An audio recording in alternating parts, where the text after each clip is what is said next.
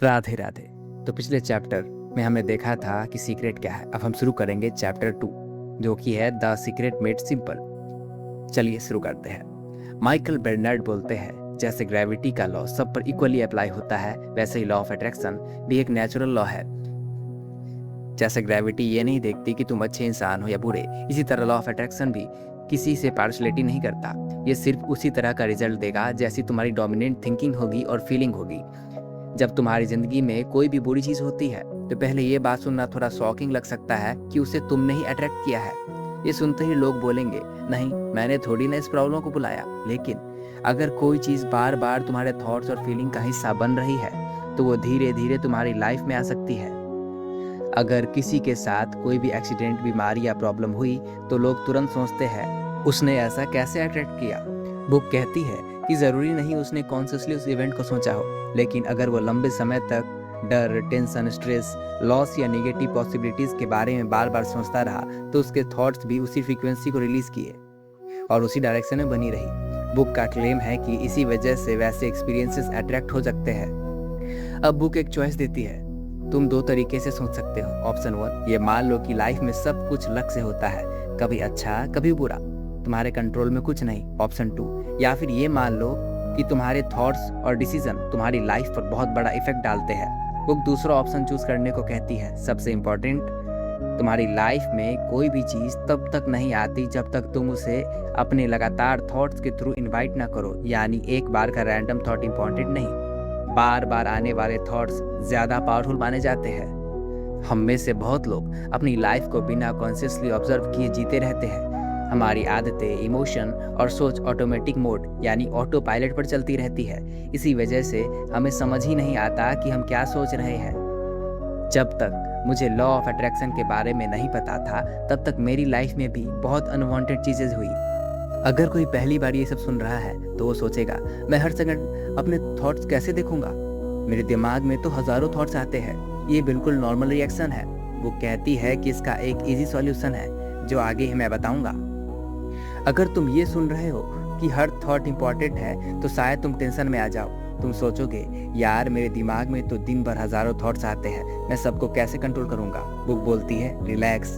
हर एक थॉट को पकड़ना या कंट्रोल करना ज़रूरी नहीं है। क्यों? क्योंकि ये प्रैक्टिकली पॉसिबल ही नहीं। फिर सवाल आता है, तो फिर कैसे पता चलेगा कि हम क्या सोच रहे हैं। बुक कहती है, उसका सबसे आसान तरीका है अपनी फीलिंग्स को देखो। फीलिंग तुम्हारे थॉट्स का मिरर, आईना होती है।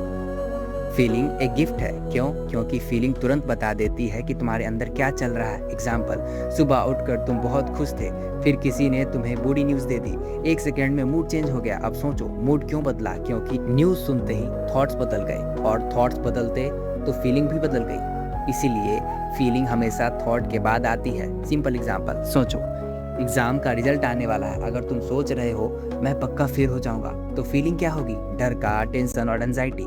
लेकिन अगर तुम सोचो मैंने अच्छी प्रिपरेशन की है, जो होगा अच्छा होगा, तो फीलिंग शांति की, कॉन्फिडेंस आएगा, रिलैक्सेशन रहेगी। मतलब थॉट बदलेगी तो फीलिंग ही बदल जाएगी। बुक बोलती है, अब से दिन में कई बार खुद से एक क्वेश्चन पूछो, मैं अभी कैसा फील कर रहा हूँ। ये क्वेश्चन बहुत पावरफुल है, क्योंकि अगर तुम बुरा फील कर रहे हो तो इसका मतलब अभी तुम्हारे थॉट्स भी उसी डायरेक्शन में चल रहे हैं, और अगर तुम अच्छा फील कर रहे हो तो समझ जाओ तुम पॉजिटिव डायरेक्शन में हो। गुड फीलिंग का मतलब है love, happiness, gratitude, peace, excitement. Bad feeling का मतलब anger, fear, sadness, frustration, guilt. ये सब सिग्नल है, ये बताते हैं कि तुम्हारे अंदर किस टाइप की थिंकिंग चल रही है। तुम्हें किसी और से पूछने की जरूरत नहीं, मैं पॉजिटिव हूँ या निगेटिव, बस अपनी फीलिंग देख लो, फीलिंग ही आंसर दे देगी। अब बुक एक बहुत इंपॉर्टेंट बात कहती है, थॉट्स और फीलिंग अलग चीज़ें हैं, लेकिन दोनों एक दूसरे से कनेक्टेड है। मतलब पहले तुम्हारे माइंड में कोई थॉट आता है, फिर इस थॉट की वजह से एक फीलिंग पैदा होती है, और वही फीलिंग यूनिवर्स को बताती है कि तुम किस वाइब्रेशन पर हो। सोचो, तुम सोच रहे हो मैं कभी सक्सेसफुल नहीं हो पाऊंगा, इस थॉट के बैड फीलिंग आएंगी, उदासी आएगी, डर आएगी, होपलेसनेस होगी। लेकिन अगर तुम सोचोगे मैं मेहनत कर रहा हूँ, धीरे धीरे इम्प्रूव कर रहा हूँ, तो फीलिंग होगी कॉन्फिडेंस, होप, मोटिवेशन। मतलब थॉट बदलती है तो फीलिंग बदलती है, और फीलिंग से एक्शन पे असर आता है। अब बॉब डायलोन एक सिंपल फॉर्मूला बताते हैं। वो बोलते हैं, अगर तुम जानना चाहते हो कि तुम अभी क्या अट्रैक्ट कर रहे हो तो बस अपनी फीलिंग देख लो। अगर फीलिंग अच्छी है तो बुक के हिसाब से तुम पॉजिटिव फ्रीक्वेंसी भेज रहे हो। अगर फीलिंग बुरी है तो समझ जाओ कि तुम्हारी थिंकिंग को चेंज करने की जरूरत है। ध्यान देने वाली बात, बुक ये नहीं बोल रही कि कभी दुखी मत हो।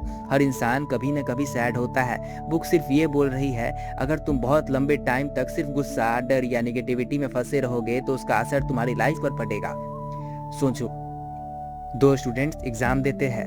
स्टूडेंट ए जो सोचता है मैं पक्का फेल हो जाऊंगा, एग्जाम से पहले ही डर गया, कॉन्फिडेंस जीरो, पेपर में जो आता था वो भी भूल गया। और दूसरा स्टूडेंट बी जो सोचता है मैं अपनी तरफ से बेस्ट दूंगा। इसका मतलब ये नहीं कि उससे सब आंसर आते हैं, लेकिन उसका कॉन्फिडेंस बेटर रहेगा, वो शांत दिमाग से पेपर सॉल्व करेगा।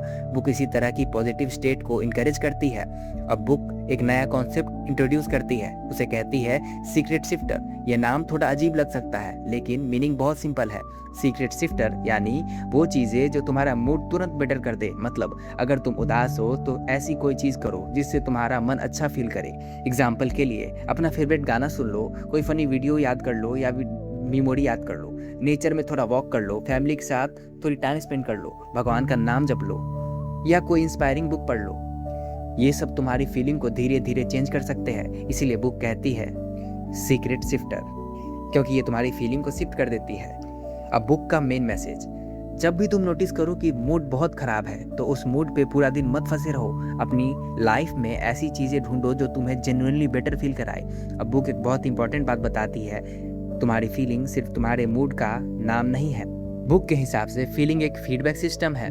मतलब जैसे बाइक में फ्यूल मीटर होता है, वो बताता है कि पेट्रोल कितना बचा है, वैसे ही तुम्हारी फीलिंग बताती है कि इस टाइम तुम्हारे थॉट किस डायरेक्शन में जा रहे हैं। एग्जाम्पल, सोचो तुम पढ़ने बैठे और दिमाग में ये चल रहा है यार मुझसे नहीं होगा, 5 मिनट बाद मूड खराब हो जाएगा, पढ़ाई में मन ही नहीं लगेगा। अब बुक बोलती है ये फीलिंग तुम्हें वार्निंग दे रही है। मतलब भाई तेरे थॉट्स नेगेटिव डायरेक्शन में चल गए हैं, अगर उसी टाइम तुम थॉट्स को चेंज कर दो।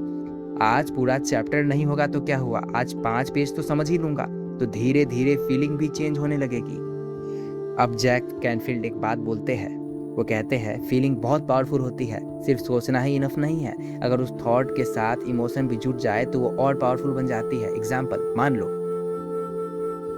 मुझे सिविल इंजीनियर बनना है, अगर बस लाइन बोल दी और एक्साइटमेंट ही नहीं है तो उसका इफेक्ट कम होगा। लेकिन अगर तुम इमेजिन करो डिप्लोमा कंप्लीट हो गया है, जॉब लग गई है, घर वाले खुश है, पहली सैलरी मिली, और ये इमेजिन करके अंदर से एक्साइटमेंट फील करो तो तुम और मोटिवेशन के साथ पढ़ोगे। वो किसी इमोशन की इंपॉर्टेंस बताती है। बुक का पॉइंट है इमोशन थॉट को एनर्जी देता है, इसीलिए सिर्फ वर्ड रिपीट मत करो, उसे फील करो, उसे महसूस करो। अब बुक बहुत पावरफुल बात बोलती है, सबसे पावरफुल पॉजिटिव फीलिंग है लव। जब तुम लव फील करते हो तो तुम्हारी वाइब्रेशन सबसे हाई होती है। लव का मतलब सिर्फ गर्लफ्रेंड बॉयफ्रेंड वाला प्यार नहीं, लव का मतलब हो सकता है माँ बाप के लिए प्यार, भगवान के लिए भक्ति, नेचर से प्यार, अपने काम से प्यार, दूसरों की हेल्प करना, ये सब भी लव ही है। हेट का क्या? बुक बोलती है अगर तुम किसी से नफरत करते हो तो सबसे पहले नुकसान तुम्हारा होता है। क्यों? क्योंकि तुम्हारा दिमाग हमेशा गुस्से और नेगेटिविटी में रहता है। इसीलिए जितना हो सके लव, काइंडनेस और फॉरगिवनेस की फीलिंग बढ़ाओ। यूनिवर्स में सबसे पावरफुल फ्रीक्वेंसी लव का है। मतलब जब तुम प्यार, खुशी, ग्रेटिट्यूड और काइंडनेस से फील करते हो तो बुक के हिसाब से तुम सबसे पावरफुल पॉजिटिव स्टेट में हो। सोचो, 2 लोग हैं, पहला हर वक्त गुस्सा करता है, सबकी बुराई करता है, हर चीज में प्रॉब्लम देखता है, अंदर से भी परेशान रहता है। दूसरा लोगों की हेल्प करता है, भगवान का शुक्रिया करता है, अपनी फैमिली से प्यार करता है, दूसरों की सक्सेस देखकर जलता नहीं। बुक कहती है दूसरा आदमी नेचुरली ज्यादा पीसफुल और हैप्पी रहेगा। लव का मतलब सिर्फ रिलेशनशिप नहीं, बुक बोलती है लव का मतलब सिर्फ गर्लफ्रेंड बॉयफ्रेंड वाला प्यार नहीं, लव का मतलब हो सकता है माँ बाप के लिए रिस्पेक्ट, भगवान के लिए भक्ति, अपने काम से प्यार। अब बुक एल्बर्ट आइंस्टाइन की एक फेमस बात को मेंशन करती है, लाइफ का सबसे बड़ा इंपॉर्टेंट क्वेश्चन क्या है? क्या यूनिवर्स फ्रेंडली है? मतलब क्या ये दुनिया मेरे अगेंस्ट है या मेरे सपोर्ट में है? बुक आंसर देती है यूनिवर्स फ्रेंडली है। बुक के हिसाब से यूनिवर्स तुम्हारे अगेंस्ट नहीं है, वो तुम्हारे थॉट्स और फीलिंग के हिसाब से रिस्पॉन्स करता है। रोज ये सोचना शुरू करो, यूनिवर्स मेरी हेल्प कर रहा है, लाइफ मेरे फेवर में काम कर रही है, अच्छी अपॉर्चुनिटीज मेरी तरफ आ रही है। ये अफर्मेशन तुम्हारे माइंडसेट को होपफुल बना सकते हैं। अब बॉब प्रोक्टर बोलते हैं, लोग अक्सर बोलते हैं लाइफ बहुत डिफिकल्ट है, मेरे साथ ही बुरा होता है, मुझसे कुछ नहीं होगा। बुक कहती है अगर तुम रोज यही रिपीट करोगे तो तुम्हारा कॉन्फिडेंस और मोटिवेशन दोनों कम हो जाएगा। इसके बदले बुक सजेस्ट करती है कि ऐसे थॉट्स रखो, लाइफ मुझे नई अपॉर्चुनिटीज दे रही है, मैं सीख रहा हूँ, मैं इम्प्रूव कर रहा हूँ। ये थॉट्स तुम्हें एक्शन लेने के लिए और मेंटली स्ट्रांग बना सकते हैं। बुक का main points, law of attraction हमेशा काम करता है, जैसे ग्रेविटी कभी बंद नहीं होती वैसे ही लॉ ऑफ अट्रैक्शन भी बुक के हिसाब से हमेशा एक्टिव रहता है। दूसरा, रिपीटेड थॉट इंपॉर्टेंट होते हैं, एक रैंडम थॉट से ज्यादा वही थॉट पावरफुल माने गए हैं जो बार बार रिपीट होते हैं। तीसरा, फीलिंग तुम्हारे गाइड है, अच्छा फील कर रहे हो तो तुम पॉजिटिव डायरेक्शन में हो, बुरा फील कर रहे हो तो अपनी थिंकिंग को चेक करो। चौथा, सीक्रेट शिफ्टर यूज करो मूड खराब हो तो, यानी म्यूजिक सुन लो, फनी मेमोरी याद करो, नेचर में जाओ, प्रेयर करो, कुछ बुक पढ़ लो, ये सब मूड बेटर करने के में हेल्प करता है। पांचवा, लव सबसे पावरफुल फीलिंग है, बुक के हिसाब से लव हाईएस्ट पॉजिटिव वाइब्रेशन है। बुक लास्ट में कहती है अगर तुम इस चैप्टर की बातें रोज प्रैक्टिस करोगे तो धीरे धीरे तुम अपनी लाइफ को बेटर डायरेक्शन में ले जा सकते हो। लेकिन सिर्फ पढ़ लेना इनफ नहीं है, जो सीखा है उसे डेली लाइफ में अप्लाई भी करो। अगर मैं दोस्त की तरह पूरा चैप्टर 1 मिनट में समझाऊं तो भाई देख ले, बुक का मेन पॉइंट ये है कि तू दिन भर क्या सोचता है और कैसा फील करता है, उसका तेरे एक्शन और लाइफ पर बहुत इफेक्ट पड़ता है। इसीलिए सिर्फ प्रॉब्लम के बारे में मत सोच, जो चाहिए उस पर फोकस कर। जब मूड खराब हो तो उसी मूड में फंसे मत रह, म्यूजिक सुन, भगवान को याद कर, वॉक कर, किसी अपने से बात कर, और सबसे जरूरी सिर्फ सोचना ही नहीं है, उस डायरेक्शन में एक्शन भी लेना है। मेरी तरफ से एक प्रैक्टिकल बात, बुक का माइंडसेट वाला पार्ट बहुत यूजफुल है, positive thinking, gratitude, clear goal, better emotion, लेकिन रियल रिजल्ट के लिए इनके साथ भी ये भी जरूरी है पढ़ाई, मेहनत, skill development, discipline, consistent action. सिर्फ पॉजिटिव सोचना ही नहीं है, पॉजिटिव थिंकिंग के साथ एक्शन भी लेना है। तो अब मिलेंगे नेक्स्ट चैप्टर में, तब तक के लिए राधे राधे।